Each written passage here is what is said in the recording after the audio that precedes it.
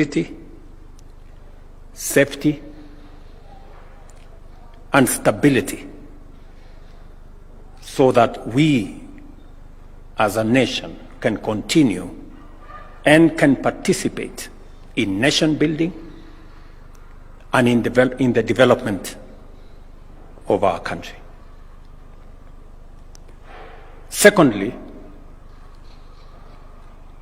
apart from the development of our country, Inspector General of the Police, subsequent to my nomination and Parliament having approved your appointment and my subsequent appointment and your swearing in this morning, and finally this function that now gives you the authority and the responsibility for command of our Kenya police forces, I want to say on behalf of the government of Kenya and people of Kenya, Mr. Kanja, congratulations. Your many years of service in the police service and to country counted in your nomination and subsequent appointment. Your dedicated service, your discipline, your commitment to both the National Police Service and to your country have stood out in your long career as a police officer. Today, you take over the realms as Inspector General of Police, and you will be in command of the largest body of armed men and women. It is a huge responsibility that comes with a measure of authority, but an equal measure of accountability.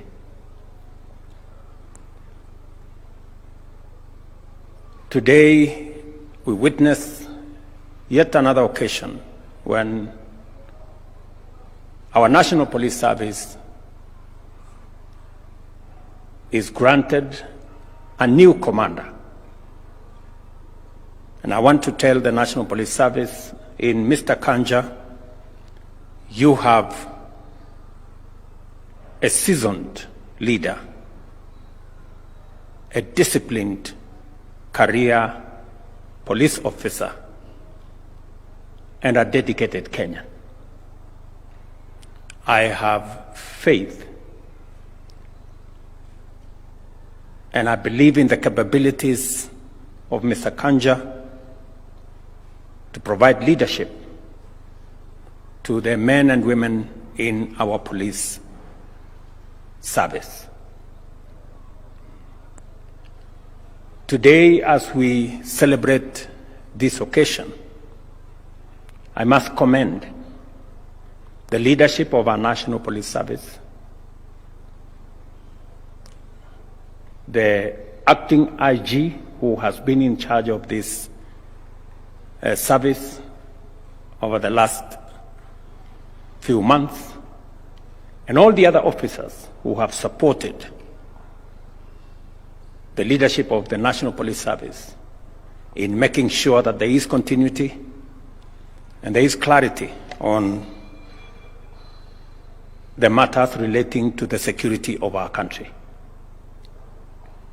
It is very clear to us that there cannot be any meaningful development if we do not have a secure and stable environment. And as it is the responsibility of our security forces to ensure that there is safety and security for human life, for property, and for all attendant issues for us to be able to prosecute our development agenda. I want to say on this ceremony that the government of Kenya will go out of its way to continue to facilitate, both in terms of human capital, equipment, legislative and other policy support that is necessary to enable our security forces to provide security, safety, and stability so that we as a nation can continue and can participate in nation building and in the development of our country. Secondly, apart from the development of our country, to secure our democracy as a nation, the rule of law is the bedrock for our democracy. The respect for all the laws and the attendant requirement of our security agencies and especially our law enforcement agencies to make sure that all of us, irrespective of who we are, the offices we occupy, our status of whatever nature, obey, respect, and submit to the rule of law. It is a cardinal principle for us to secure our democracy and to remain a stable, progressive nation. And therefore, I want to ask of all of us as Kenyans to support our security agencies as they secure our country, ensure safety of our children and of all our citizens, and in enforcing the rule of law as a basis of all of us being equal citizens of one country.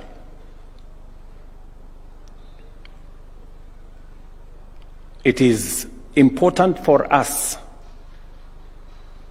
to remind ourselves that both security, safety, and stability of our country is important and necessary for our development and progress, and that the rule of law is the bedrock of our democracy. And it calls on all of us to support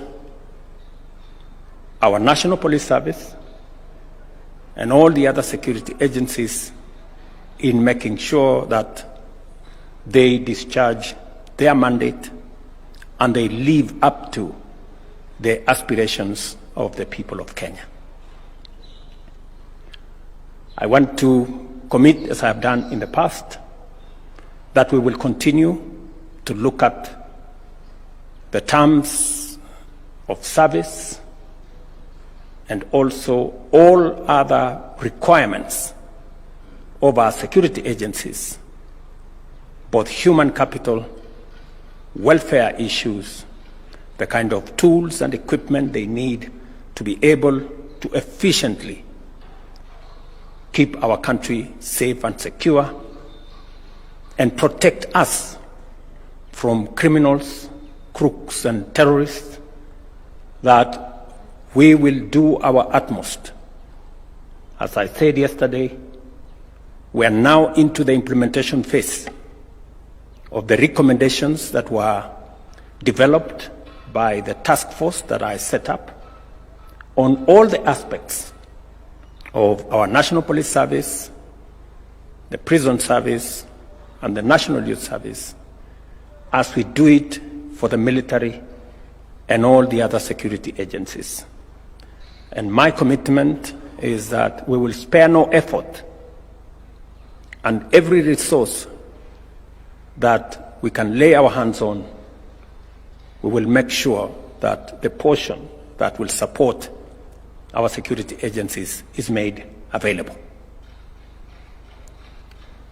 I want to commend our security agencies for their commitment to the service of our nation. And as I said in the beginning of my term, that we will continue to ensure that all our independent constitutional offices are protected from any manipulation, intimidation, or coercion. It is the reason why, on my first day in office, I signed the necessary instruments to ensure that our National Police Service have their operational independence and financial independence for them to discharge their responsibility and mandate in accordance with the Constitution without any interference, manipulation, intimidation, delay, or whatever other interference from any quarter. Mr. Kanja, as you take over as the Inspector General of the Police, it behoves you to protect this police force, this police service, as an independent institution in the service of the people of Kenya, making sure that all citizens are treated equally before the law. You have the responsibility as the commander and the leader of this institution to protect the National Police Service from any manner of manipulation or intimidation or blackmail from whatever quarter, and to make sure that all of us, as citizens of this great nation, respect the laws of the land, abide by the rules that have been set for all of us, without status or any form of entitlement. All of us are equal before the law. I want to ask all arms of government for us to work together in the service of the people of Kenya. Whatever capabilities we have, whatever authority we have, should be focused not on our own gratification, but in the service of the people of Kenya, who have given us the responsibility and the privilege to serve in the various positions and in the various offices that we serve in. So it is my very humble request to all arms of government to find common ground on all matters in a manner that will further the interest, the collective interest of the people of Kenya. To Mr. Kanja and your team, you have a very able team of commanders that will work with you. You have commanders of other services that are going to work with you as we build our security sector that is coherent, that is synergized, that is working together to secure our country, to provide safety for Kenyans, their lives, their property, their children, their investments, and to keep criminals and crooks and terrorists away from our country. You will work with your colleagues in that space as we continuously look at how to ensure that our security men and women have the space, latitude, capabilities to be able to keep our country safe. I am very confident of your leadership capabilities, and I am very sure that I made the right decision.